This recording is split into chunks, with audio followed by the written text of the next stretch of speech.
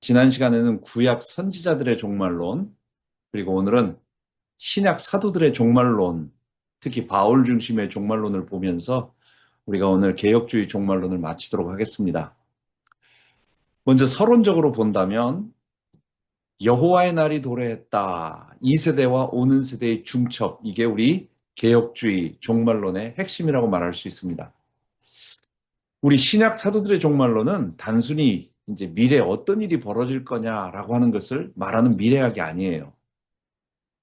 우리 종말론은, 개혁주의 신약의 종말론은 예수님의 초림으로 시작됐고 재림으로 완성되는 이미와 아직의 긴장 속에 있는 그리스도와 성령 안에서 실현된 하나님 나라 종말론이에요. 그러니까 지금 우리가 종말 시대를 살고 있는 거예요. 보통 생각한다면 예수님 오실 때를 종말이라고 생각하잖아요. 세계가 끝나는 그 마지막 지점을 종말이라고 말하잖아요. 그래서 다른 사람들이 생각할 때 종말론은 끝에 일어나는 일만 생각하나 보다 라고 생각하지만 우리 신약의 종말론은 그런 게 아니라는 거예요. 신약의 종말론은 이미 예수님이 오심으로 종말이 시작됐다. 그러니까 우리가 지금 종말 안에 사는 거예요. 그러니까 우리가 살아가고 있는 삶에서 우리의 구원이 뭐냐라고 말하면 종말 안에서 그리스도와 성령 안에서 실현된 하나님 나라 종말론 속에서 우리가 구원받았다는 게 뭐냐? 그리스도는 어떤 일을 하셨느냐? 성령을 부어주셔서 이 종말 시대에 우리를 어떻게 만드시는 분이냐? 교회란 뭐냐?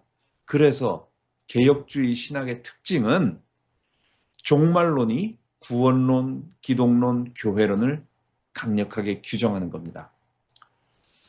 자, 먼저 서론 첫 번째를 본다면 선지자들이 예언했던 그리스도께서 오셨다. 다른 말로 말한다면 여호와의 날이 도래했다라는 겁니다.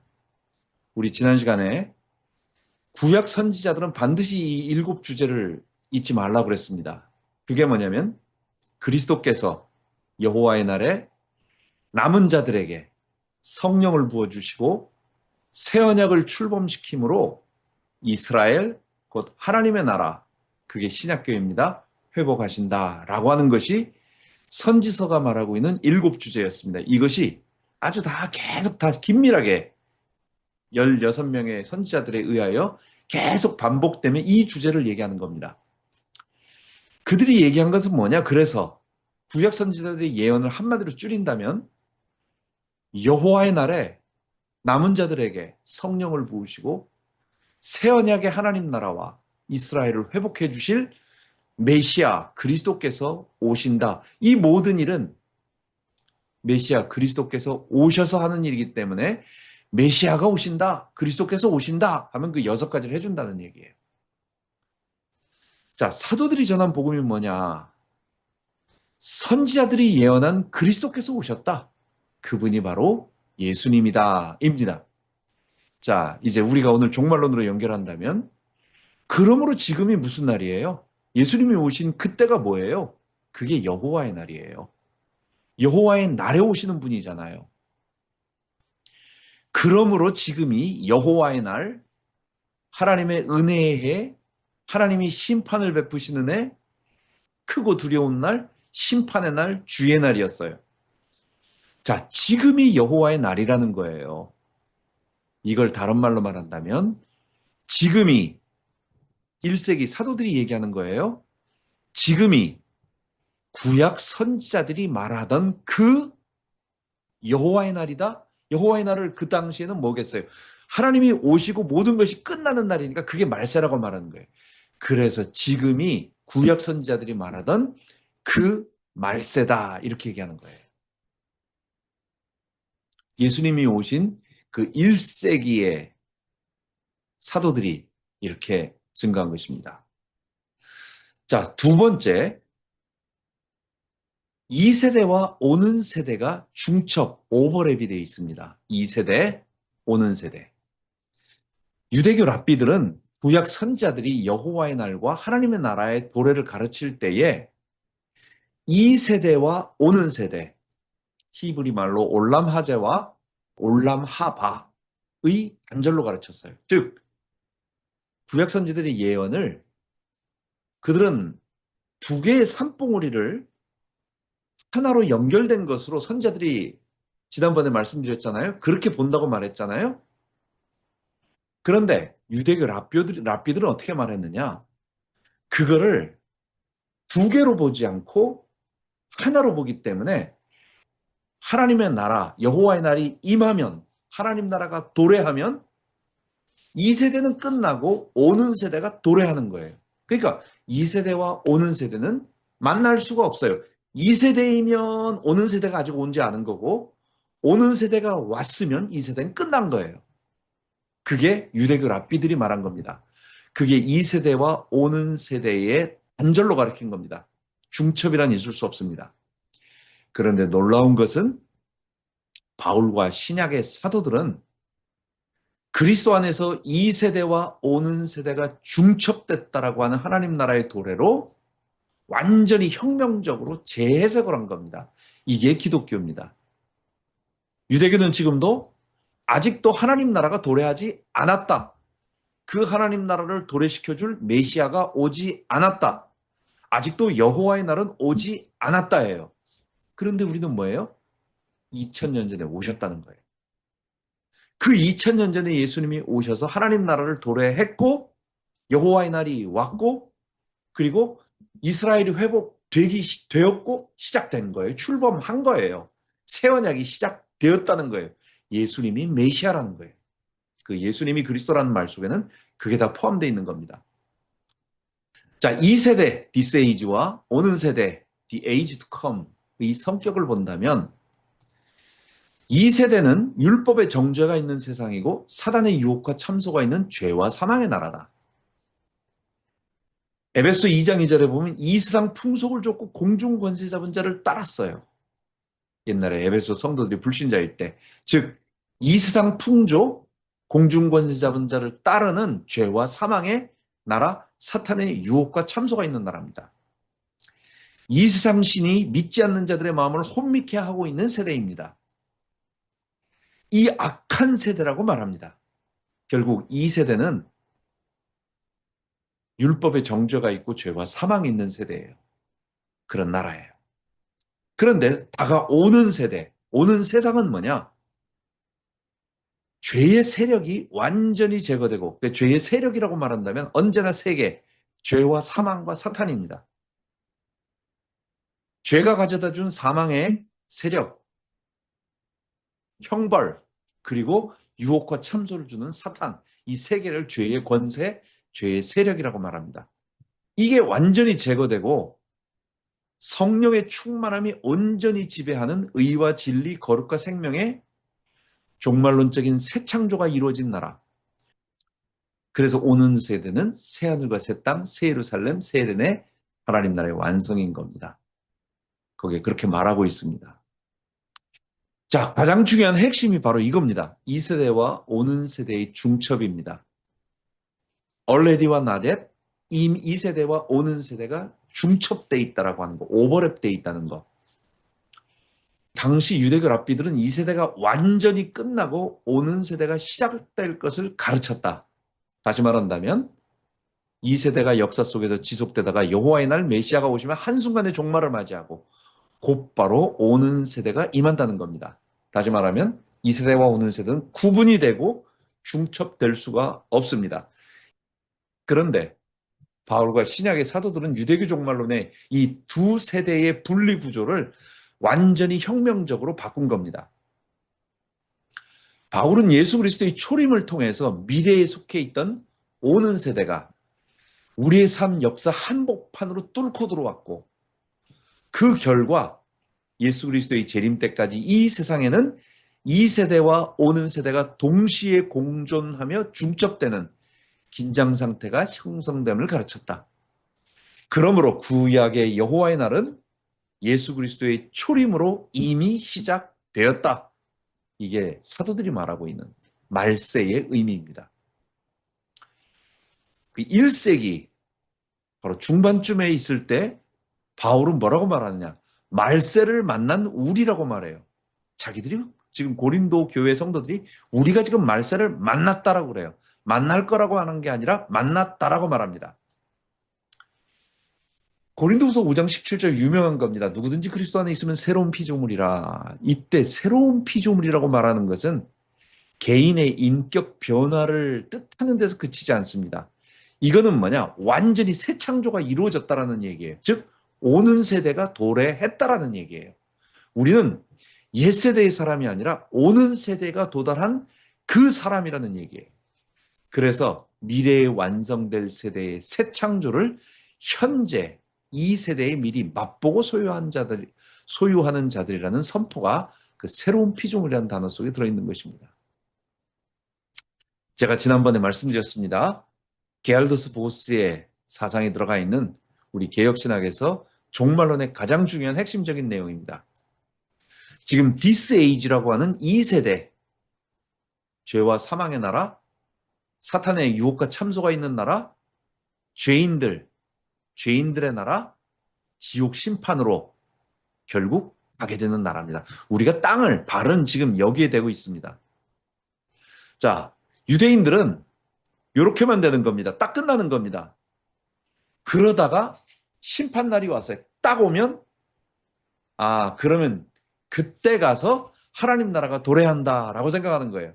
그러니까 여기서 구원의 확신은 있을 수 없는 거예요. 하나님 나라에 들어간다는 건 있을 수가 없는 거예요. 여기에서는 그냥 죄에 사는 거예요.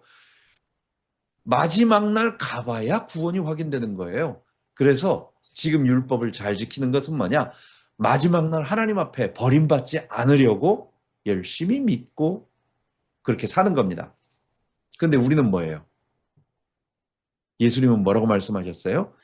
2000년 전에 십자가로 이미 오는 세대, the age to come, 오는 세대가 의와 생명의 나라, 그리스도의 나라, 하나님의 나라가 예수님의 인격 속으로 예수님 자신이 하나님 나라로 가지고 오셨어요, 이 땅에.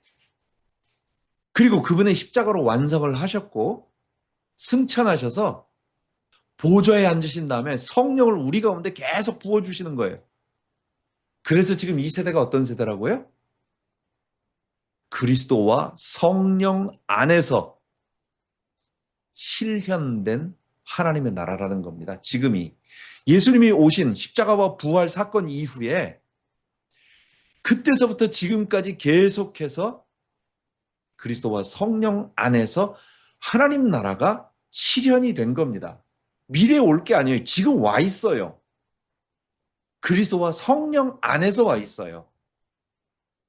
그러니까 우리는 구원의 확신이 있죠. 왜냐? 성령이 우리 안에 계시니까.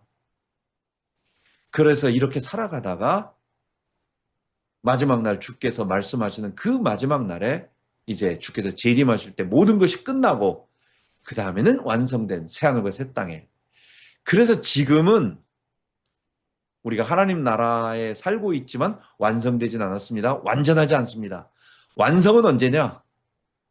주님의 재림 이후 새하늘과 새 땅에서 이루어진다라고 하는 것이 우리 기독교. 이 두 개가 오버래핑 돼 있다라고 하는 거. 중첩돼 있다라고 하는 거. 이게 우리 개혁신학의 핵심적인 종말론 사상입니다. 그러므로 개혁주의 종말론의 특징을 본다면 이미와 아직의 긴장이 있습니다. 우리는 여기서 핵심이 뭐라고요? 성령을 우리 가운데 보내주신 거예요. 보좌에 앉으신 예수님이 자신의 영이신, 자신의 임재, 영으로 우리 가운데 임재하여 주신 거예요. 그래서 그리스도 안에서, 성령 안에서, 그리스도 안에서라는 말은 성령 안에서라는 말하고 같은 거예요. 그래서 그리스도와 성령 안에서 우리가 구원을 얻은 것입니다.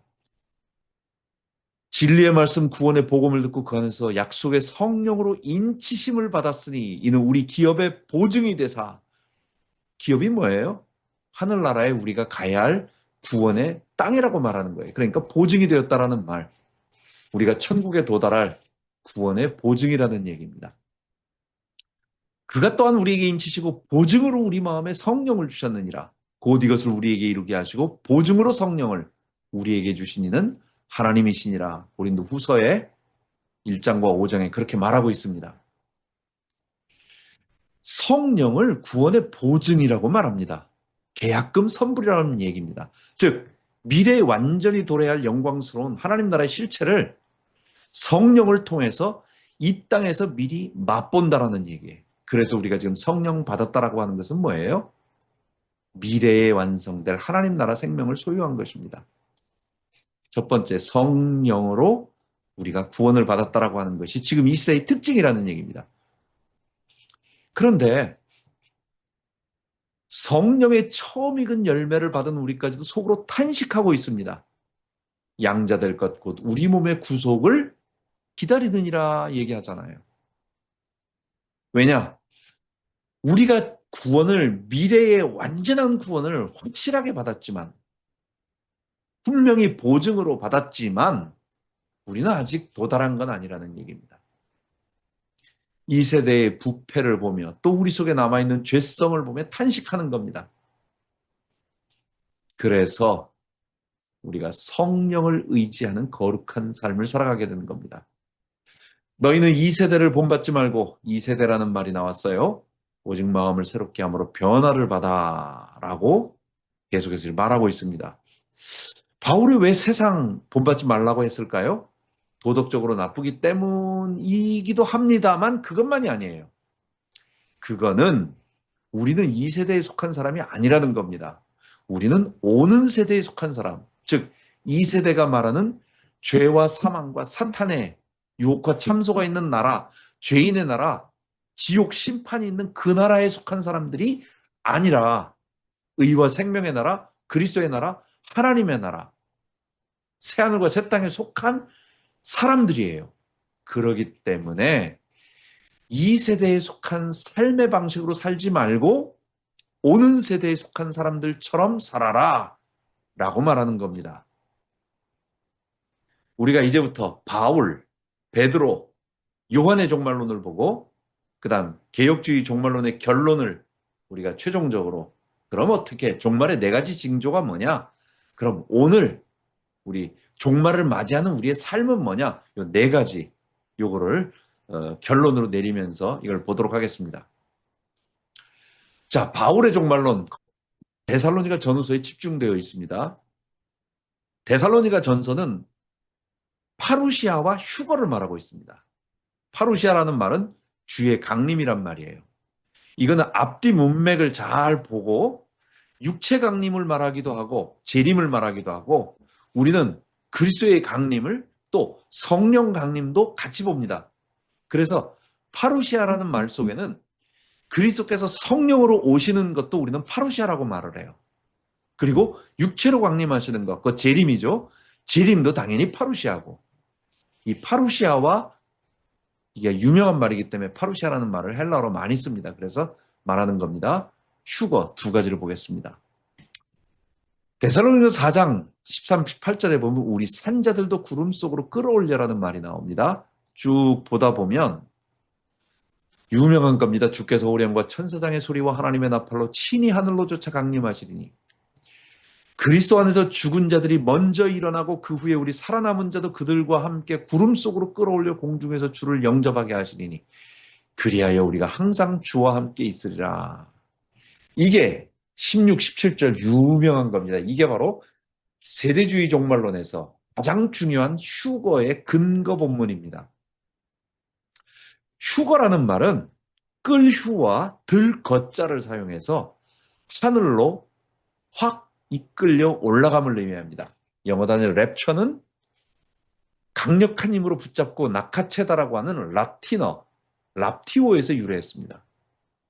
그래서 휴거라는 뭐냐? 주께서 재림하실 때에 교회 시대에 죽은 신자들이 부활하고 그 다음에 지상에 살아있는 자들이 있을 거 아니에요? 그 부활한 자들과 이 땅에 살고 있는 신자들이 함께 공중으로 들려 올라가는 사건을 휴거라고 말합니다. 들려 올라간다는 얘기예요. 근데 우리 세대주의 종말론 얘기할 때에 휴거 이후에 땅에는 어떤 일이 벌어지죠? 7년 대환란, 지상재림, 죽은 자의 부활, 유대인의 천년왕국, 공마곡 전쟁, 불신자의 부활 쭉 이렇게 진행이 됩니다. 한마디로 휴거가 시작되면 바로 종말 엔드타임이 시작되는 겁니다. 굉장히 중요합니다. 그래서 그 사람들은 우리 살아남은 자는 언제 휴거가 되지? 휴거만 되면 이제 그 다음에 이제 주님 오시는 거예요. 모든 인생이 끝나는 거예요. 그렇기 때문에 휴거의 징조, 휴거된다. 얼마 있으면 휴거된다. 그 휴거의 시작이 뭐냐? 제3성전이 지어지려고 한다. 공마곡이 쳐들어온다. 막 이런 거로 계속 그 징조를 찾아가는 겁니다. 그런데 과연 공중으로 끌어올린다라는 말이, 그래서 공중에서 주를 영접한다라는 말이 세대주의 주장처럼 공중에 살아있는 신자가 결국은 교회만 그때 교회들만 휴거한다는 것일까? 아니라는 겁니다. 헬라어 파루시아는 고대에 헬라와 로마 시대에 쓰이던 단어인데 그때는 황제나 왕이 공식 방문을 하는 정치 용어였습니다. 왕이 방문하는 겁니다. 그럼 왕이 방문하면 어떻게 하겠어요? 시민들은 성 밖으로 나가서 왕을 영접하고 왕과 함께 도시로 들어오는 것을 뜻합니다. 이게 파루시아가 가지고 있는 헬라어의 의미입니다. 영접하여 거기서 사는 게 아니라 나가서 맞이하고 들어오는 거예요. 왕이 오는데 집에 들어 앉아가지고 발코니에 앉아서 팔짱 끼고 앉아있을 사람이 어디 있습니까? 그리스도가 오시는데 우리가 그 주님이 오시는데 가만히 있어요? 다 일어나서 맞이하는 거죠. 공중에서 주를 영접한다는 말도 헬라어의 신약 사용리를 살펴본다면 모두 다 귀빈을 맞이하여 목적지로 돌아오는 것을 가져온 것입니다. 가르치는 것입니다. 결국 부활한 성도가 부활한 몸으로 공중에서 그리스도와 함께 어린 양의 혼인잔치에 7년 동안 머무른다라고 하는 말이 아니라는 겁니다. 파루시아라는 말이, 또 영접한다는 말이. 그래서 우리는 뭐라고 말하느냐? 공중에서 주를 영접하는 것을 하늘로 가서 거기에 머무르는 휴거가 아니라 재림하시는 왕을 맞이하여 영광스럽게 동행해서 내려오는 겁니다. 이거는 맞이하러 다 영접하러 나가는 것을 얘기하는 거예요. 부활한 성도가 전부 공중에 올라가서 거기서 머물러서 7년 동안 있는 게 아니라 주님이 내려오시는데 우리가 맞이하러 영접하러 나가는 거예요. 그리고 주님 내려오실 때 같이 다 내려오는 거예요. 그 순간에. 개혁주의는 재림과 휴거를 분리하지 않습니다. 주의 재림 때 우리 몸의 부활, 최후의 심판, 새하늘과 새 땅, 새 창조가 동시에 이루어집니다. 그래서 휴거라는 말이 너무 세대주의 용어로 오염되어 있기 때문에 우리는 산자들의 부활이다 라고 부활체로 변형되는 거다 이 정도로만 얘기하면서 우리는 살아있는 성도들이 부활해서 영접할 때에 주님을 맞이하는 행위다. 공중으로 끌어올린다는 것이 그걸 의미한다고 얘기하는 것입니다. 데살로니가전서 5장 11절에는 그날이 도둑같이 이르리라고 말하고 있습니다. 여기에 보면 때와 시기에 관해서는 쓸 거 없다 이렇게 말하면서 그날이 밤에 도둑같이 이룰 줄을 너희가 알기 때문이다. 자, 그날이 도둑같이 임한다라는 그게 예수님의 말씀이었어요. 그게 마태복음 24장 감람산에서 세계 종말에 관한 예언을 하시는 감람산 강화에서 나온 얘기입니다. 때와 기한은 아버지께 하나님께 속해 있다. 날짜 계산하지 말라. 그날과 그때는 아버지만 아신다. 나한테 묻지 마라. 아버지가 말씀하셔야 내가 대답하는 건데 아버지가 말씀하지 않으신다? 나도 모른다. 아예 그렇게 말씀하시는 겁니다. 예수님은 종말의 날짜를 지정해 주지 않고 재림의 때를 노아의 때, 도둑의 때와 같다고 말했습니다. 많은 사람들이 노아가 방주 짓는 것을 보면서 경고를 수도 없이 받았지만 그들은 무시하며 방탕하게 살다가 갑자기 홍수를 맞아 죽는 겁니다. 그날은 도둑이 침입할 줄 모르고 잠을 자다가 갑자기 도둑을 맞는 사람 똑같습니다. 그래서 예수님이 이 두 가지를 말씀하시고 나서 악한 청지기 비유, 열처녀 비유, 달란트 비유, 양과 염소 비유를 합니다. 악한 청지기 주인 돌아올 줄 몰라요. 오는데 열처녀 신랑이 늦게 옵니다. 근데 슬기롭게 준비하는 거예요. 준비 안 한 사람도 있다는 얘기예요. 달란트 주인 돌아와서 반드시 달란트 주고 간 것에 대한 심판 물어보신다는 거예요. 돌아와서 양과 염소를 갈라서 꺼지지 않는 불 속에 던진다는 거예요. 그날이 있다라고 하는 거예요. 근데 뭡니까? 깨어 있으라고 얘기한 거죠. 바울은 예수님의 감람산 강화를 그대로 인용해서 그날이 도적같이 이른다라고 깨어 있으라고 말하는 겁니다. 예수님의 말을 그대로 반복한 겁니다. 도둑놈처럼 살금살금 오신다는 말이 아니라 주님은 당당하게 오시지만 불신자들은 전혀 예상치 못하다가 깜짝 놀란다는 얘기입니다. 그리고 재림을 의식하고 늘 깨어있는 자는 주의 날이 도적같이 임하지 않습니다. 다 알게 되는 것입니다. 데살로니가 후서에서는 불법의 사람과 배교에 대해서 얘기하고 있습니다.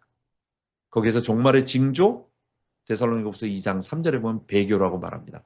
형제들아 쭉 얘기하면서 마음 흔들리지 말라, 두려워하지 말라고 얘기하면서 뭐냐, 누가 어떻게 해도 조금만 뭐 해도 흔들리지 말아라. 재림의 가장, 종말의 가장 핵심적인 거는 배교가 있다는 얘기예요. 배교. 그리고 불법의 사람이 나타난다는 거예요. 멸망의 아들이 나타난다는 거예요.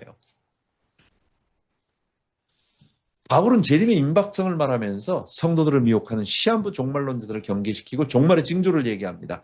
그게 뭐냐? 배교와 불법의 사람의 출현입니다. 물론 개혁신학은 이 두 사건을 재림 직전에 나타나는 종말론적인 마지막에 최종적인 징조로 말합니다. 그러나 그것은 이미 우리 역사 속에 부분적으로 계속해서 진행되고 있다고 보는 겁니다. 한 번만 배교가 일어나고 한 번만 불법의 사람이 나오는 게 아니에요. 한 사람만 나오는 게 아니에요. 우리 지난번에 말했습니다. 이게 뒤에 나오지만은 그 작은 뿔 넷째 짐승, 두 뿔 짐승, 열 뿔 짐승이 한때, 두때, 반때, 즉 예수님의 초림과 예수님의 재림 사이 이 교회 시대 내에 계속해서 처음부터 끝까지 활동을 합니다.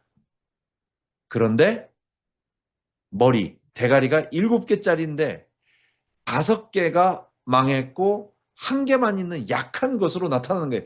그래서 활동은 그 세대 내내 활동은 다 하지만 아직은 약화된 모습으로 여러 가지 형태로 계속해서 그 세대 내에 예표적인 사람들로 계속해서 나타나는 겁니다. 그래서 불법의 사람, 멸망의 아들들이 시대마다 예표론적으로 몇 명씩 등장을 하는 겁니다. 근데 맨 마지막에는 확실하게 진짜 그놈이 나오는 겁니다. 자, 배교는 뭐냐? 개인적인 신앙의 타락이 아니라 하나님께 대한 공개적인 반역으로 교회가 정통 진리에서 벗어나 거짓 교리를 따라가는 현상을 말합니다. 다시 말한다면 개인적인 실수가 아니라 교리적인 작업을 거쳐 광범위한 신앙적인 반항입니다. 로마 카톨릭은 종교다원주의를 완전히 교리로 채택했습니다. 그래서 배도를 완료했다라고 말해요. 우리 서철원 교수가 아주 강력하게 말합니다. 로마 카톨릭은 배도를 완료했다. 개신교는 우리는 교리화까지는 안 됐습니다. 그렇지만 교회 성장이라고 하는 거기에 전부 잠식돼서 자본주의 번영신학과 은사주의에 완전히 잠식당했고 이제는 동성애, 퀴어 신학, 점점 배도의 길로 가고 있습니다. 우리는 교리화까지는 안 갔지만 그러나 많은 교회들이 실제 삶에서 교리는 벗어나지 않았지만 그 안에서 지금 우리가 배도의 일들을 하고 있는 겁니다. 첫 번째 배도라고 말했습니다. 두 번째 종말의 징조는 불법의 사람이 나타난다고 말했습니다. 미혹되지 말라 배교하는 일이 있고 저 불법의 사람 멸망의 아들이 나타난다는 거예요. 그 전에는 아직 아니라는 거예요. 바울 종말론에서 적그리스도의 정체를 가장 선명하게 계시하는 인물이 불법의 사람 멸망의 아들입니다. 그들은 하나님의 법을 정면으로 거부하고 파괴하며 반역하는 인물이고 악의 결정체예요. 그의 본질은 멸망의 아들이라고 했으니까 멸망이며 그의 최종적인 운명은 영원한 파멸과 지옥 형벌로 정해져 있는 완전히 종말론적인 유기를 선언하는 것입니다. 그가 하는 일은 뭐냐? 하나님 보좌를 찬탈하여 하나님 성전에 앉아 자기를 하나님이라고 내세우는 정도. 이거 완전히 블래스퍼미, 이 신성모독 쪽 자기 숭배하라고 만드는 그런 놈들입니다. 그들은 사단의 능력과 거짓 표적을 나타내고 단순히 말 잘하는 정치가나 군사 독재자가 아니라 사탄의 초자연적인 권세를 부여받은 대단한 기사와 이적을 행하는, 그럼으로써 불신자와 배교자들이 자신을 추앙하게 만든다. 지난번에 말했습니다. 작은 뿔 넷째 짐승, 열뿔 짐승, 두뿔 짐승. 이들이 바로 때때마다 나타나고 있는 거기에 예표적인 사람들로서 지금까지 우리 유명한 사람들이 많이 나왔었습니다. 하나님을 대적하면서 아주 배교와 배교를 전적으로 이끌어가는 사람들. 바울은 불법이 이미 활동하고 있다고 말합니다. 바울 시대부터 교회사 전체를 관통하며 배후의 비밀이 끊임없이 작동하고 있습니다. 그래서 적그리스도는 역사와 단절된 미래에 단 한 번 나타나는 미래 인물이 아니라 역사 속에서 지속적으로 발언하던 악의 세력들이 역사의 종말에 이르러 한 인격체에 압축되고 집약되어서 최종적으로 나타나는 것입니다. 그래서 그 사람들이 미리미리 역사 속마다 드러나는 거예요. 그러니까 우리 때도 그런 사람이 아주 강력하게 이끄는 사람이 저놈이 불법의 아들이다 라고 말하지만 그게 최종적으로 나오는 그놈은 아니다라는 것입니다. 그런 게 역사 속에 많이 있었다라는 것입니다. 바울은 왜 불법의 사람이 지금 세상을 지배하지 못하는가라고 말할 때 하나님께서 그를 전면적으로 막고 계시기 때문에, 그의 발악을 막고 계시기 때문이라고 말하고 있어요. 그럼 하나님이 막는다라는 것이 뭐냐? 복음 전파를 위하여 자기 백성을 구원하시는 하나님의 구속사를 진행시키는 계획 때문이고, 첫 번째, 하나님이 세상 종말을 안 하시고 계속 이끌고 가고 계시기 때문이라고 첫 번째. 두 번째는 뭐냐? 하나님의 일반 은총인 국가와 법 질서로 그런 악한 존재들이 등장하지 못하도록 막고 있다라고 말하는 겁니다. 그래서 하나님께서 이제 내가 세상을 종말하고 끝내야 되겠다라고 하실 때가 되면 불법의 사람이 드디어, 마치 그때가 뭐예요? 무적행에서 잠깐 동안 사탄이 풀리고, 그리고 많은 사람들이 미혹을 되면서 그러다가 이제 멸망으로 들어가게 되는 겁니다. 불법의 사람이 그때 정면으로, 우리가 알고 있는 그 불법, 하나님을 대적하는 불법의 사람이 전면에 등장할 것입니다. 그러나 그 이전까지는 다들 그의 전조적인 예표적인 사람들만 나온다는 거죠. 그래서 바울은 데살로니가 전서 후서에서 말하기를 일하기 싫거든 먹지도 말라라고 말하는 겁니다. 우리에게 종말론적인 삶을 얘기하고 있습니다. 일하기 싫어하거든 먹지도 말게 하라. 잘못된 종말론을 가지면 사람은 모든 생활을 중단하고 그쪽으로 집중하게 돼 있어요. 아니, 내일 예수님이 오신다는데 오늘 일할 필요가 뭐 있냐고요. 내일 예수님이 오신다고 하면 빨리 모든 걸 정리하고 뭐 그래야 될 거 아니에요. 시한부 종말론의 약점이 그겁니다. 현재의 삶을 무시하고 다 버리게 만드는 것입니다. 성경적 종말론은 이미와 아직의 긴장 속에서 오늘의 삶을 충실하며 때와 기한은 아버지께 정한 것이고 너희는 항상 깨어 있어. 우리의 주님이 오신다는 것을 알고 달란트 분명히 주님이 나한테 물어보실 거, 주신 거 확인할 거고, 양과 염소를 심판해서 지옥으로 하는 내 오른편으로 나와 함께 하실 분이 온다는 거예요. 신랑은 반드시 늦어지고 있는 것처럼 느끼지만 반드시 오신다는 거예요. 악한 농부 안 오는 게 아닙니다. 주인은 농부들에게 맡기고 간 주인은 반드시 오신다는 거예요. 그거 알고 재림을 기다리며 깨어있어 오늘의 삶에 충실하라. 이게 데살로니가 전후서 바울의 종말론입니다. 바울의 디모데 전후서 목회서신에는 말세 징조에 대해서 말하고 있습니다. 디모데 전서 4장, 3장, 후서 3장, 디모데후서 4장에 보면 말세는 고통하는 때와 거짓 가르침, 이단의 교훈이 이렇게 있다고 말합니다. 많은 사람들이 믿음에서 떠나 미혹하는 영과 귀신의 가르침을 따르리라. 그 내용이 뭐냐 했더니 혼인을 금하고 음식을 먹지 말고, 이거 극단적인 금욕주의네요. 이렇게 금욕을 하면서 다른 데 가지 말고 오직 이 금욕 생활과 이렇게 하라고 막 말하는 그런 가르침들. 얼핏 보면 진짜 잘 믿는 것 같아요. 근데 그게 다 가짜고 사기라는 겁니다. 우리 기독교는 금욕이 우리의 목표가 아닙니다. 우리가 절제하는 것은 금욕이 아니에요. 그것은 우리가 우리를 경건에 연습을 하는 거지 금욕이 아닙니다. 그런데 금욕 자체를 목적으로 해서 몸을 학대하는 자들, 미혹의 영과 귀신의 가르침이라고 말하는 겁니다. 말세에 고통하는 때가 이른다 말하면서 자기를 사랑하며 돈을 사랑하며 자랑하며 전부 자기 자랑이죠. 인스타그램이나 뭐 어떤 SNS 보면 전부 잘났다고 다들 사진 잘 나온 것들 그냥 가짜로 다들 올리죠. 교만하며 비방하며 부모 고욕하며 감사치 아니하며 무정하며 원통함 풀지 아니며 절제하지 아니하며 사나우며 선한 것 좋아하지 아니하며 뭐 온갖 하나님 사랑하는 것보다 쾌락을 더 사랑하고 경건의 모양 부인하고 이런 때가 온다라는 것입니다. 사람들이 자기를 사랑하고 돈을 사랑한다는 거예요. 자, 이거 한번 보세요. 그들 중에 남의 집에 가만히 들어가 어리석은 여자를 유인하는 자들이 있으니 여러분 여기서 어리석은 여자를 유인하는 자들이 있다라고 말해요. 그 이단들이 남의 집에 들어가서 어리석은 여자. 여기서 어리석은 여자가 누굴까? 아, 여자들이 다 감정적이라서 여자들이 역시 어리석어. 사기는 여자들이 당하는 거야. 지금 그 얘기를 하는 게 아닙니다. 어리석은 여자 바로 하와를 얘기하는 겁니다. 하와가 사단에게 속아서 선악과를 먹고 자기 욕심에 이끌림 바 되어서 그렇게 됐다라는 얘기입니다. 지금 그를 비유하면서 말하는 겁니다. 그러면 그 말하는 자들이 뭐라는 얘기예요? 가만히 들어가서 그런 말하는 자가 누구예요? 그게 뱀이라는 거예요. 그게 사탄이라고 얘기하는 거예요. 바로 그런 말을 하는 거짓 교훈을 가르치는 이단들이 바로 그 사탄이라고 말하는 겁니다.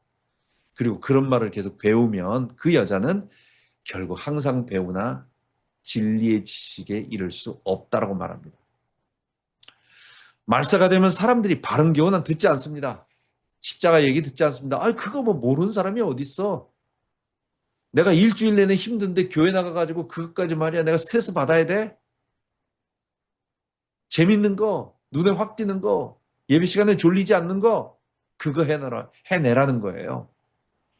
그래서 그 사람들은 마음 자세가 이미 바른 교훈을 받지 않냐고 자기 귀가 가리워서 자기 사욕을 좇을 스승을 많이 두고 좋아하는 사람 좋아하는 말. 여러분 이단에 쫓아간 사람들은요. 불쌍한 사람들도 있지만 자기가 원하는 것을 쫓아갑니다. 그 말이 자기에게 맞기 때문에 들어가는 거예요. 그래서 속았다라고만 말할 수 없는 겁니다. 결국은 자기가 원하는 말을 듣고 있는 겁니다. 그 귀를 진리에서도 이렇게 허탄한 이야기를 따르리라 이렇게 말하고 있어요. 바울은 말세 때 사람들이 이렇다라고 얘기를 합니다. 베드로의 종말론을 우리 한번 보도록 하죠. 베드로 전서 후서밖에 없습니다. 거기에는 이미와 아직의 종말론으로 얘기하고 있습니다. 너희가 말세에 나타나기로 예비된 구원을 얻기 위하여 믿음으로 말미암아 하나님의 보호하심을 받았다? 이렇게 1장 5절에 말하고 있고 우리가 말세에 나타나기로 예비된 구원을 이렇게 얻었고 그것을 믿음으로 우리가 받았다라는 얘기예요. 두 번째, 예수님에 대해서 얘기하는데 그는 창세전에 미리 알리신 바 된 자나 이 말세에 너희를 위하여 나타내신 바 되었다. 예수님이 이 말세에 너희를 위하여 나타내신 바 되었다. 이미 오셨다는 얘기예요. 말세라는 얘기예요. 만물의 마지막에 가까웠으니 라고 또 얘기하고 있습니다. 베드로는 종말을 단순히 미래라고 말하지 않아요. 이미 시작된 종말로 얘기합니다. 즉 종말이 곧 올 거다라고 얘기하는 것이 아니라 그리스도의 초림 이후 인류가 마지막 구속사 시대에 들어왔다라는 겁니다. 즉 이미 실현된 종말론과 아직 다가오지 않은 미래의 종말론이 함께 있는 겁니다. 우리는 이미 종말 안에 들어왔어요. 이미 실현된 종말론에 들어와 있고 아직 다가오지 않은 종말론에 함께 있는 겁니다. 바울이 지금 그렇게 만물의 마지막에 가까웠다. 이 말세에 나타내신 바 되셨다. 뭐 이렇게 계속 말하면서 말세를 그렇게 얘기하고 있는 겁니다. 베드로의 후서에는 재림과 심판의 필연성에 대해서 얘기하고 있습니다. 베드로의 종말론 얘기할 땐 베드로 후서를 얘기하는 겁니다. 거기에 보면 주의 강림하심이 어디 있느냐라고 얘기합니다. 강림하신다는 약속이 어디 있느냐? 안 이루어진다. 불신자들은 주의 재림과 심판이 없다고 비웃지만 베드로는 창조가 실제였고 노아 홍수가 실제였던 것처럼 재림도 반드시 일어난다고 말합니다. 즉 창조, 그 범죄, 홍수 심판의 전례대로 노아 방주를 통해서 새 인류가 다시 시작됐습니다. 제2의 아담처럼 노아의 후손들이 일어났어요. 물론 그들은 범죄한 자들의 후손이지만 어쨌든 그렇게 다시 인류가 시작됩니다. 또 범죄합니다. 그렇다고 한다면 주께서 심판이 앞에도 있었듯이 똑같이 일어난다는 거예요. 이렇게 구속사적인 구조로 제시합니다. 베드로후서 3장 8절에 보면 주께는 하루가 천년 같고 천년이 하루 같다. 이 세대주의자다 안식교에서는 이걸로 날짜, 재림 날짜를 정할 때 하루를 천년으로 만들고 천년을 하루로 만드는 이런 계산을 합니다. 이런 날짜 계산 공식이 아닙니다. 이거는 하나님은 인간과 다른 방식으로 역사를 주관한다는 뜻입니다. 재림이 지연되는 것처럼 보이는 이유는 뭐냐? 3장 9절에 보면 아무도 멸망하기를 원치 않고 회개하기를 기다리고 계신 것입니다.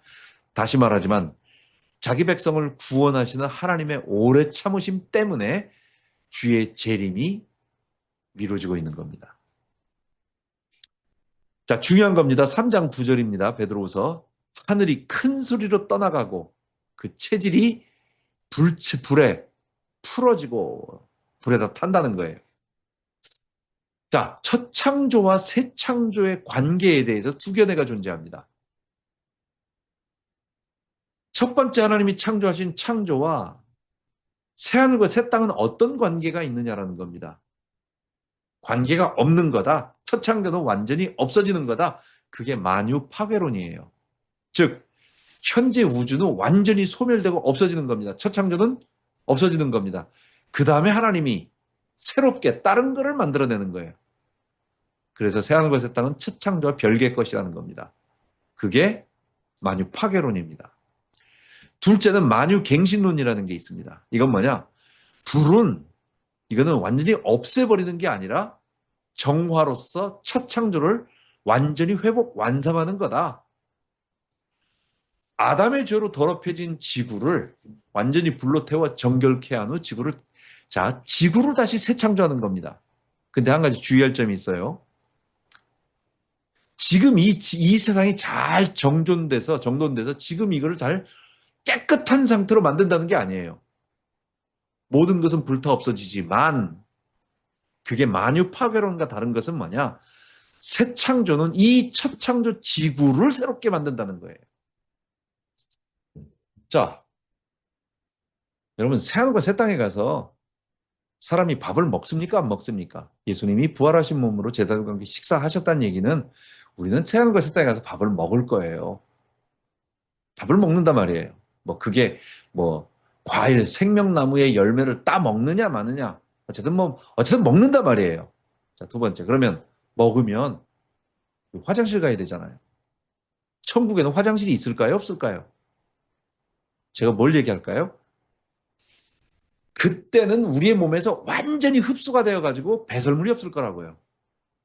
그러니까 천국에는 화장실이 없어요. 그럼 지금 이 세대의 최고로 만든 이 최신식의 건물들과 화장실과 모든 하수구와 온갖 것들, 이런 모든 것들 다 어떻게 될까요? 이게 필요 있을까요? 그러니까 지금 현재를 깨끗하게 잘 닦아가지고 잘 만드는 정리정돈해서 이렇게 완성시키는 게 아니라 만유 갱신이라고 하는 말은 뭐냐? 이건 새하늘과 새 땅으로 인간의 죄로 더럽혀진 세상은 완전히 없어지는 겁니다. 불로 타서 녹아지는 겁니다. 이거는 리셋이 되는 겁니다. 컴퓨터 리셋하듯이 바이러스 먹어가지고 그냥 먹통되고 막 이렇게 엉클어진 거를 딱 누르면 리셋이 돼가지고 공장에서 처음 샀을 때 초기화 상태가 되죠. 그러면은 아담과 하와 창조하셨을 때 지금까지 인류 역사에 일어나고 있었던 이 수천 년 동안 이루었던 이 수많은 사람들과 이거는 다 제로가 되고 하나님의 구원은 다시 원래 원점으로 돌아가 버리느냐? 아니라는 얘기예요. 첫 창조로 돌아간 다음에 범죄하지 않은 인류가 아담과 하와가 그 후손이 있었으면 만들었어야 할 하나님의 나라에 그것을 완성하는 일을 하나님이 다 하신다는 거예요. 그래서 회복으로 끝나지 않고 완성으로 끝나는 겁니다. 근데 그게 어디예요? 첫 창조를 가지고 그런다는 얘기예요. 만유 파괴론이란 말은 지구가 없어지고 첫 창조는 끝났다라는 얘기입니다. 그런데 만유 갱신론이라는 말은 지금 있는 지구의 이 부분을, 더러운 부분들을 잘 깨끗하게 만들어서 이걸 활용한다는 얘기가 아니라 지금 사람들이 만들었던 모든 것은 다 없어집니다. 그리고 첫 에덴의 모습을 갖추게 될 거예요. 그 다음에 플러스 그 에덴이 아담과 하와가 범죄하지 않았을 때 이루어야 할 하나님의 나라에, 그게 아담의 후손들이 만들었을 게 있을 거 아니에요. 그걸 하나님이 다 만들어 놓으시고 구속하신 이 땅에서 구원받아 하나님의 백성들을 부활해서 그 자리에 들여보낸다라는 얘기예요. 그래서 우리는 이미 만들어진 하나님 나라에 들어가서 우리가 할 일은 하나님 나라를 만드는 게 아닙니다. 우리는 들어가서 관리하고 그걸 확인하는 겁니다. 그래서 문화명령, 아담과 하와에게 주셨던, 범죄이자 아담과 하와에게 주셨던 문화명령이 우리가 지금 들어가서, 그 다음에 들어가서 거기서 또 그렇게 하라는 새로운 뭔가를 만들어내는 게 아니라 거기서 정리하고 거기서 관리하고 확인하고 돌보고 그거 하는 겁니다. 그래서 개혁신학은 만유갱신론, 지구가 새 창조된다라고 하는 겁니다. 베드로서 3장 13절에 보면 우리는 그의 약속대로 의에 거하는 바 새하늘과 새 땅을 바라보도다 얘기하고 있습니다. 베드로의 종말론의 절정은 뭐예요? 새 창조입니다. 죄가 없고 사망이 없으며 저주가 없고 의와 영원한 통치, 하나님 나라가 완전히 도래한다. 이거 뭐 다 똑같은, 사도들 다 똑같습니다. 왜? 예수님에게 배웠으니까 다 똑같은 겁니다. 근데 이게 뭐예요? 우리 지난번에 이사야서 65장에 17절부터 25절에 보라 내가 새하늘과 새 땅을 창조하느니 이전 것은 기억되거나 마음에 생각나지 아니하리라. 그때에 이리가 어린 양과 함께 있으며 사자가 소처럼 풀을 먹으며 뱀이 흙을 먹으며 나의 성산 거룩한 곳에 해함도 없고 상함도 없으리라. 바로 이사야의 예언, 새하늘과 새 땅 예언을 인용하는 것입니다. 요한의 종말론을 보도록 하겠습니다. 자, 요한 1서에 보면 적그리스도 얘기가 나옵니다. 요한 1서 2장 18절에 보면 아이들아 지금은 마지막 때라 라고 얘기하고 있습니다. 18절부터 20절에 보면 지금은 마지막 때라 적그리스도가 오리라는 말을 너희가 들은 것까지 지금도 많은 적그리스도가 일어났으니 1세기에 많은 적그리스도가 일어났어요. 자, 이거 보면 우리가 요한계시록에서 계속해서 한때 두때 반때, 즉 교회 시대 전체 내에 작은 뿔 넷째 짐승이, 열뿔 짐승 정치 권력자, 그리고 두뿔 짐승 거짓 선지자들로 결탁해서 시대마다 계속해서 활동한다는 겁니다. 근데 그거는 진짜 적그리스도요. 그거는 작은 뿔 넷째 짐승이요. 그게 바로 용의 대리자들입니다. 근데 그게 최종적인 것은 아니라는 거예요. 그거는 다섯째 머리가 상하고 하나의 머리만 남은 결박되어진 약한 모습으로 그 교회 시대 내에 계속 등장한다는 겁니다. 그리고 그 이후에도 계속해서 교리적인 이단들이 많이 등장하잖아요. 영지주의 이단이 등장하잖아요. 결국은 가현설이 나타나잖아요. 예수 그리스도가 오신 것이 아니라 그는 가짜였다. 예수님의 죽으심이 가짜였다. 가현적이다. 이런 식으로 계속하는 것들이 나오는 겁니다. 그런 자들을 전부 적그리스도라고 말하는 겁니다. 쭉 얘기 나오는 것입니다. 그래서 거짓말하는 자가 예수께서 그리스도의 힘을 부인하는 자, 그들이 바로 적그리스도라고 말하는 겁니다. 요한에 의하면 마지막 때가 이미 시작된 겁니다. 전혀 다르지 않아요? 이미 종말이 시작된 겁니다. 1세기 초대 시대를 마지막 때로 이해하고 있습니다. 마지막 때는 재림 직전의 짧은 기간이 아니라 예수님의 초림 이후부터 재림까지 시대 전체를 가리킵니다. 따라서 요한에게 종말은 미래 사건이 아니라 이미 그리스도 안에서 실현된 현실이다. 요한 당시에도 그 1세기에도 예수님이 지금 종말의 때라고 그는 요한 계시록을 통해서도 말씀해 주셨고 또 본인도 그렇게 생각하고 있고 그 주변에 계속해서 적그리스도처럼 교회를 침범하고 있는 이단들이 공격하고 있는 모습을 보면서 지금 성도들을 이야기하고 있는 겁니다. 2장 18절에 보면 지금도 많은 적그리스도가 일어났다라고 말합니다. 신약에서 적그리스도라는 말을 가장 많이 사용한 자가 누구냐? 요한입니다. 우리는 적그리스도 생각하면 맨 마지막에 한 명 그 사람을 적그리스도로 생각하지만 그래서 혼동이 오는 겁니다. 1세기에 등장한 거 아니냐? 그거 뭐냐? 하지만 우리 말하는 것처럼 그 작은 뿔 넷째 짐승, 10뿔 짐승, 2뿔 짐승 그게 교회사 내내 계속해서 활동한다는 얘기예요.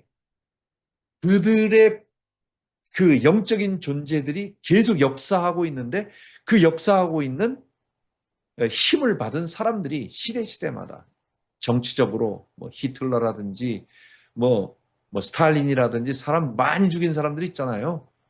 굉장한 사람들이 추앙을 받으면서 그냥 그 뭐 사람들을 미치게 열광하게 만들어서 멸망으로 이끌어간 히틀러가 그 당시에 총통으로 출범할 때 몰표를 받았다는 거 알죠? 거의 열광을 했어요. 그 사람을 지지했다고 사람들이 다. 그만큼 사람들을 완전히 현혹시키고 감동시키고 그러나 결국은 멸망으로 이끌어가는 그런 자들. 근데 그게 예수님 오실 때 마지막 직전에 나타난 적그리스도는 아니었다는 겁니다. 그거보다 더 센 놈이 온다라는 겁니다. 예수님 당시 1세기 당시에는 성육신을 부인하는 영지주의 이단들이 계속 나타나고 있었습니다. 그리고 그들은 교회에서 나간 배교한 이단들이었습니다.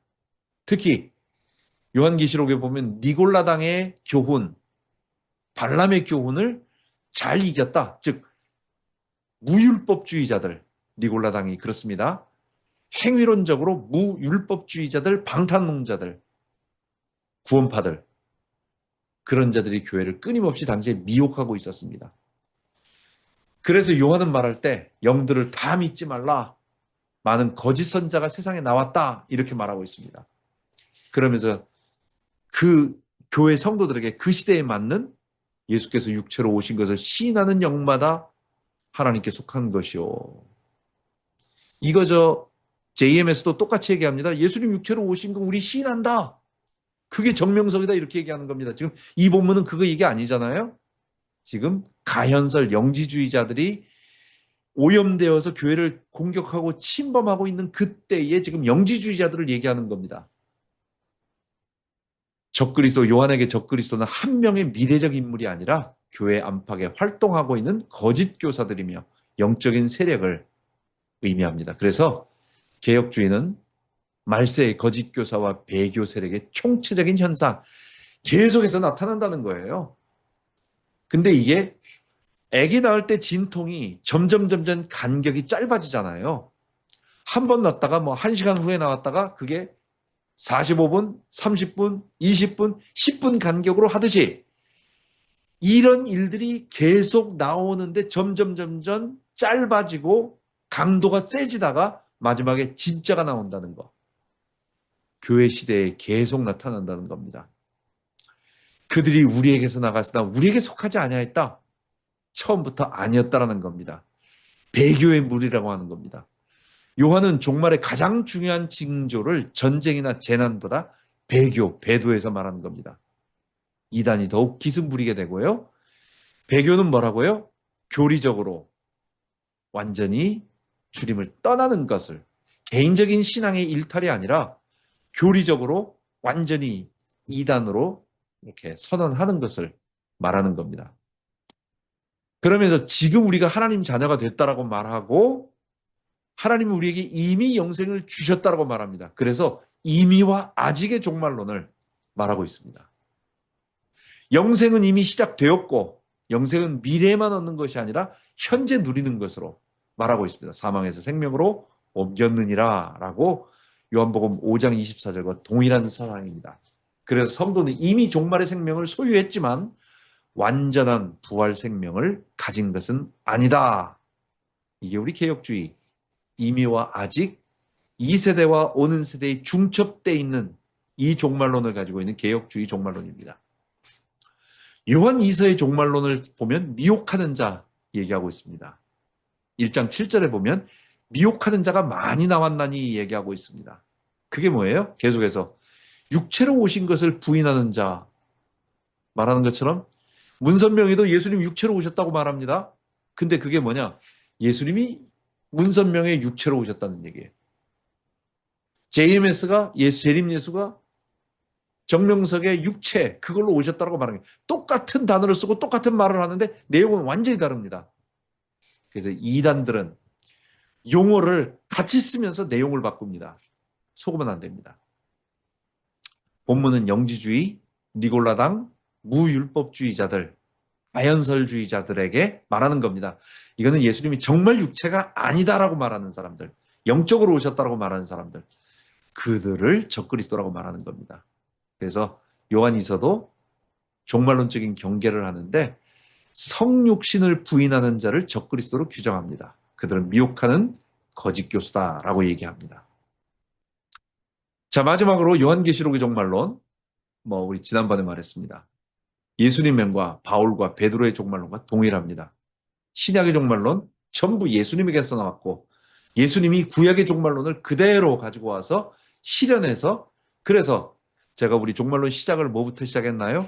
처음에 개혁주의 종말론의 내용을 우리가 했고 그 다음에 우리가 배워야 한다라고 해서 지금 이거 했던 실현된 천년왕국 실현된 하나님의 나라를 둘째 시간에 했고 그 다음에 모든 것의 시작을 뭐로 얘기했나요? 다니엘의 느부갓네살 꿈, 다니엘 7장 하나님께서 내 짐승을 통하여 보여주신 것으로부터 시작 쭉 해서 예수님이 그것을 그대로 인용한 거 멸망에 가져간 것이 날개를 의지하여 거룩한 곳에 선 곳을 보거든 다니엘이 예언한 바 말하면서 그것을 성취하는 성전 파괴를 말씀하셨고 그 다음 요한계시록 보고 구약 예언서 보고 마지막 이제 신약 종말론 다시 한번 보는 겁니다.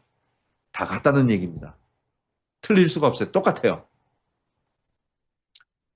요한에게 마지막 종말을 기록하라고 말씀하신 분이 누굽니까? 예수님입니다. 그래서 예수님이 계시를 준 겁니다. 요한계시록은. 그거는 요한의 종말론이 아니에요. 그거는 예수님의 종말론이에요. 받아 적은 것뿐이에요. 요한이 정교하게 예수님이 말씀하신 것을 이렇게 배열할 수는 있지만 그 원소스는 요한의 창작이 아닙니다. 예수님이 그렇게 보여주셨고 그것을 그렇게 적은 겁니다. 그래서 요한계시록의 종말 계시는 복음서와 서신서와 다를 리가 없습니다. 그래서 건물 성전 파괴하는 감람산에 징조를 묻자 예수님은 감람산에서 가까운 종말과 미래의 세계 종말을 겹쳐서 말씀하셨고 그러면서 계속해서 처처의 기근과 지진, 죄로 인한 개인 간의 싸움, 민족과 전쟁, 피조세계 자연과 질서가 파괴되고 천재지변 계속 일어날 것이고 근데 이게 아직 아니라 이런 일이 주님 오실 때까지 계속 일어난다? 근데 점점 간격이 짧아진다? 빈도수가 많아진다? 그리고 강도가 세진다? 재난의 시작이라는 겁니다. 요한계시록의 종말론은 예수님의 종말론과 동일합니다. 사람들이 복음을 못 들어서 구원 심판받는 게 아니라 복음을 거부해서입니다. 온 땅에 하나님이 복음이 편만되게 우리 인터넷과 모든 것을 통하여 계속해서 복음을 전하고 있습니다. 그래서 사도 요한은 교회가 두 증인 사명을 통하여 두 증인이 교회를 얘기하는 겁니다. 두 명의 증인이 있어야 율법의 증인으로서 효력을 미치기 때문에 교회가 두 증인의 사명을 하는 겁니다. 복음이 전 세계로 전파되고 확장될 것을 예언했고 복음은 성도들의 핍박과 고난, 순교의 피를 밑거름 삼아서 온 세상의 모든 민족에게 증거될 것이고 그렇게 될 것입니다. 바울은 이방인의 충만한 수가 차고 유대인의 남은 자들이 돌아온다고 했습니다. 그래서 이방인과 유대인 가운데 하나님의 백성이 나올 것이고 지금 이방인의 충만한 수가 돌아오고 있습니다. 그리고 유대인들도 돌아오고 있습니다. 우리가 그 숫자가 얼마인지는 모르지만 그러나 전 세계 모든 인구가 다 돌아온다고 생각할 수는 없습니다. 뭐 메시아닉 주, 메시아닉 젠타일이라고 말하는 한 세 사람이라고 말하는 강조 신앙은 매우 위험합니다. 유대인뿐만 아니라 모든 인류 가운데 예수를 믿는 자들이 구원받는 겁니다. 유대인은 언약으로 구원받고 하나님 아브라함 자손이니까 언약으로 구원받고 이방인들은 복음으로 구원받는다. 하나님은 두 백성을 가지고 계시고 두 가지 구원 방법이 있다. 이게 세대주의 신학이고 이게 틀린 겁니다. 이게 유대주의 신학이에요. 여기에서 세대주의 천년왕국이 나오는 거고 여기에서 계속해서 지금 기독교 시오니스트라고 하는 다른 말로 말한다면 세대주의적 이스라엘 회복주의자들 그 사람들이 나오는 겁니다. 그리스도 안에서 유대인과 이방인의 구분을 무너뜨린 십자가 복음이 아닌 겁니다. 그거는 유대주의로 돌아가는 겁니다. 그래서 그들이 말하는 것은 우리는 히브리 크리스찬이라고 말하는 거예요. 유대인 크리스찬이라고 말하는 거예요. 그들이. 근데 그 사람은 그렇게 말하지 않아요. 아니다. 우리는 유대인 크리스찬이 아니라 메시아닉 주다. 그럼 우리가 뭐라는 얘기예요? 당신들은 메시아닉 젠타일이라고 말하는 거예요. 근데 우리는 뭐라고 말하죠? 아니다. 당신은 히브리 크리스찬이고 우리는 코리안 크리스찬이고 우리는 아메리칸 크리스찬이고 모두 크리스찬이지. 왜 메시아닉이라는 주와 메시아닉 젠타일로 나누느냐? 그거는 과거로 율법으로 돌아가는 거고 유대주의로 돌아가는 거고 랍비 유대교로 돌아가는 거다. 요즘 하도 똑똑하게 히브리어를 유창하게 말하면서 이런 말 하는 사람들이 많이 나와가지고 그거 멋있는 거 아닙니다. 잘못된 겁니다. 자, 개혁주의 종말론을 마치면서 두 가지만 하고 마치도록 하겠습니다. 주의 재림과 세계 종말의 네 가지 징조라고 해서 데살로니가 후서 2장 1절부터 12절입니다. 첫 번째 마태복음 24장에 보면 불법이 성함으로 많은 사람의 사랑이 식어진다. 좀 추상적인 것 같지만 사람들이 전부 자기만 사랑하게 됩니다. 그래서 이웃 사랑은 점점 멀어지게 되는 거예요. 복음을 알게 되면 그리스도의 사랑으로 말미암아 가난한 자 이웃 사랑을 하게 됩니다. 그런데 불법이 성하면 성할수록 자기 은혜 받고 자기 축복받는 건 많은데 이웃에 대한 가난한 자들에 대한 또 그런 사회적인 그런 부분에 대해서 많이 식어지게 되는 것입니다. 그래서 불법은 하나님을 대적하는 법이며 타락과 부패를 가지고 오고 그래서 사람들은 점점 그렇게 자기만 더욱 사랑하게 되는 이웃 사랑이 없어지는 그런 일이 벌어지게 되는 것입니다. 그때 전쟁과 난리, 하늘 표적이 나타나고 죄로 피조세계가 고통을 받고 그래서 이렇게 될 것입니다. 두 번째, 로마서 11장 25절에 보면 복음이 온 세상에 전파되며 하나님의 백성들이 돌아옵니다. 복음을 모든 인류가 다 듣고 난 후에 재림이 있다고 하지 않고 복음이 편만하게 증거될 거라는 겁니다. 지금 거의 모든 민족에게 복음이 증거되고 있습니다. 우리 워싱턴 DC에 가면 성경 박물관이 있습니다. 거기에 위클리프 성경 번역으로부터 시작해서 각국의 성경으로 번역된 그 번역들이 쫙 나라별로 이렇게 꽂혀 있어요. 쫙 얼마나 감동이 되는지 몰라요.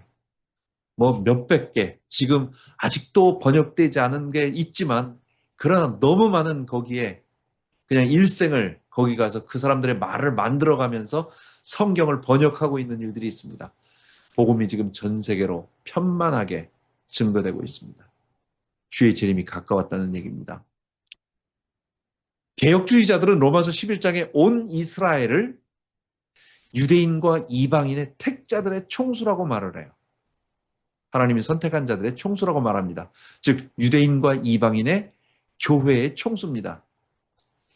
유대인도 예수 믿어 구원받고 또 이방인도 예수 믿어 구원받는 그래서 유대인과 이방인의 택자들의 총수인 교회가 하나님의 백성입니다. 세 번째로 교회 내에 배도가 일어납니다. 바울이 말했습니다. 복음이 왜곡되고 변질되는 겁니다. 교회 안에는 가짜 십자가 신앙과 교리가 버젓이 서 있게 될 겁니다. 기적과 표적을 일으키고 사람들의 귀를 즐겁게 해서 미혹할 것입니다. 번영신학, 적극적 사고, 긍정의 복음, 이거 성경의 복음이 아닙니다. 동성연애 목사, 배도의 현상입니다. 이런 거 다들 배도입니다. 마지막 네 번째, 불법의 사람, 적그리스도가 출현한다고 말했습니다. 마지막 때의 적그리스도는 사탄의 화신인 한 지도자입니다. 그는 직접 사탄과 통하는 사람이고 사탄의 힘으로 기사와 표적을 일으켜 모든 불신자들의 적극적인 지지를 얻는 하나님을 대적한 사람입니다. 그런데 아직은 아닌 거죠. 이제 그런 사람이 마지막에 등장하지만 지금은 그와 유사한 예표적으로 그런 사람들이 조금씩 나타나고 있는 겁니다. 적그리스도의 출현은 사도 요한처럼 이미 역사 속에 수많은 적그리스도가 일어났고 점진적으로 출현하는 겁니다. 그 불법의 비밀이 마지막 날 한 인격체 안에서 최종적으로 집약되어 나타날 것입니다. 그래서 이 네 가지 징조, 예수님이 말씀하신 거, 그 다음 바울이 말한 거, 요한이 말한 것까지 쭉 해서 네 가지로 정리했습니다. 최종 마지막으로 우리 오늘의 삶에 대해서 잠깐 알아보죠. 세계 종말과 개인 종말이 있습니다. 분명히 세계가 끝날 마지막 날이 있듯이 개인의 마지막 종말이 있다라는 거. 우리가 세계 종말만 생각하지 말고 개인의 마지막 종말을 우리가 알아야 되겠습니다. 우리는 언제 죽을지 모르고 언제 어떻게 될지 몰라요. 구원의 기회는 우리가 살아있을 때뿐입니다. 이게 제일 첫 시간에 우리가 세계 종말론 하기 전에 먼저 개인의 죽음에 대한 우리 개혁주의 종말론의 얘기가 있었습니다. 두 번째, 개혁주의 종말론은 주의 재림이 있음을 반드시 명심하고 살아야 합니다. 주님이 오시거나 아니면 내가 가거나예요. 둘 중에 하나입니다. 주님이 오시든지 내가 가든지, 내가 가는 건 한순간에 갑니다. 주님이 오시든지 내가 가든지 둘 중에 하나입니다. 세계 종말이 있을 것을 반드시 알고 재림의 징조들을 보며 불법이 성해지며 하나님의 말씀이 점점 멀어지는 것을 알고 교회 내 배교와 배도가 일어나고 불법의 적그리스도 비스무리한 놈들이 지금 나타나잖아요. 아직은 아니지만 그러나 이거 보면서 주님이 오신다는 거 알아야 되겠습니다. 예수님은 그날과 그 때를 정하지 말라고 말했습니다. 이건 주님이 직접 말씀하신 것입니다. 시한부 종말로는 교회와 이스라엘을 분리하는 지상 천년기 종말 도식에서 나옵니다. 그리고 안식교 같은 그런 숫자 노름에서 나옵니다. 교회가 이스라엘의 회복이요 예언의 성취요 완성이라는 실현된 하나님 나라 현천연설, 무천연설에서는 절대로 시한부 종말론이 나올 수 없어요. 그래서 날짜 정하지 말라고 하는 거. 마지막, 깨어있어 근신하고 최선을 다하여 오늘 살아가자. 일하기 싫거든 먹지도 말게 하라. 이게 교회에서 바울이 한 말이에요. 기도하겠습니다. 하나님 아버지 감사합니다. 우리에게 은혜를 주셔서 지난 한 학기 동안 12번의 강해를 잘 마치게 하셨습니다. 주님이 오실 것을 항상 기다리고 소망하며 오늘을 깨어서 하나님 주님 바라보며 살게 하여 주옵소서. 우리 주 예수 그리스도 이름으로 기도하옵나이다. 아멘. 아멘.